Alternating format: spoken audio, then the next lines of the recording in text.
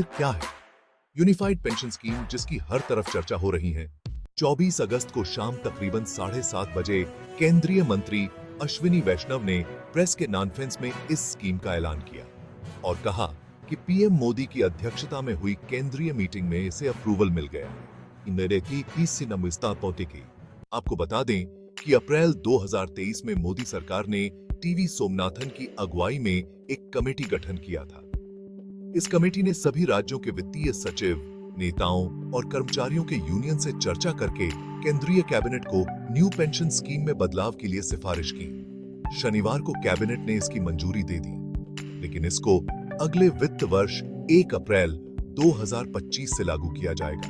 जानिए इसकी खास बातें। केंद्रीय कर्मचारियों के रिटायर होने के पहले के 12 महीने की बेसिक पे का औसतन 50% पेंशन के तौर पर मिलेगा। यदि किसी कर्मचारी की सैलरी आखिरी 12 महीने तक 60,000 रुपए है तो उसे 30,000 रुपए पेंशन मिलेगी। तो उसे लेकिन इसमें यह भी प्रावधान किया गया है कि 25 साल से कम सर्विस करने पर अनुपात में सैलरी मिलेगी। जैसे कि अगर किसी ने 25 साल से कम सर्विस की है तो उसे उसी अनुपात मिलेगी। अगर किसी व्यक्ति ने 25 साल से कम और 10 साल से अधिक सर्विस की है तो उसकी बेसिक पे चाहे कितनी भी कम हो, लेकिन उसे कम से कम 10,000 रुपए पेंशन के तौर पर जरूर मिलेंगे। और यदि किसी कर्मचारी की मृत्यु हो जाती है तो उसकी पेंशन का 60% और डियरनेस रिलीफ उसके परिवार को मिलेगा। साथ ही केंद्र सरकार हर कर्मचारी को 6 महीने की सर्विस पूरी करने पर इन महीनों दी गई सैलरी और डीए का 10% रुपए रिटायरमेंट के बाद लम सम अमाउंट के तौर पर दिया जाएगा। लेकिन ये स्कीम केंद्रीय कर्मचारियों के लिए बाध्य नहीं है। अगर वे चाहेंगे तभी उन्हें इस स्कीम में लाया जाएगा, अन्यथा वे एनपीएस के तहत रह सकते हैं। क्यों हो रहा था एनपीएस का विरोध? एनपीएस को 1 जनवरी 2004 को अटल वाजपेयी सरकार ने लागू किया था।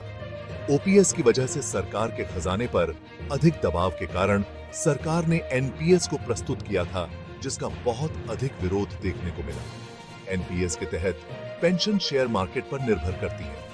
कर्मचारियों को एनपीएस के तहत कर्मचारियों को अपनी सैलरी से पैसा कटवाना होता है, जो बैंक, वित्तीय संस्थान और प्राइवेट कंपनियों की स्कीमों में निवेश करते थे, जिसमें एसबीआई,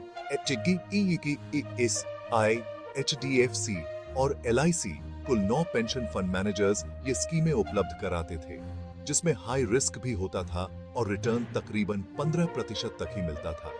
एसपीएस में सैलरी और डीए 10% पैसे कटते हैं। साथ ही सरकार भी अपनी ओर से 14% पैसा उसके फंड में डालती है। लेकिन यूपीएस के तहत सरकार 18.5% पैसे देगी। आइए अब जानते हैं क्या था ओपीएस जिसकी इतनी ज्यादा मांग की जा रही है। इस स्कीम में कर्मचारी को अपनी ओर से कोई भी पैसा नहीं देना होता था। रिटायरमेंट के बाद आखिरी सैलरी का 50% बतौर पेंशन मिलता था। साथ ही हर 6 महीने में डीए मिलता था, जो कि एनपीएस में शामिल नहीं किया गया है, जो कि एनपीएस में शामिल था। हालांकि मीडिया रिपोर्ट के अनुसार केवल 12% कर्मचारियों को ही इसका लाभ मिलता था। अन्य 88% इस पेंशन कवरेज से बाहर हो जाते थे।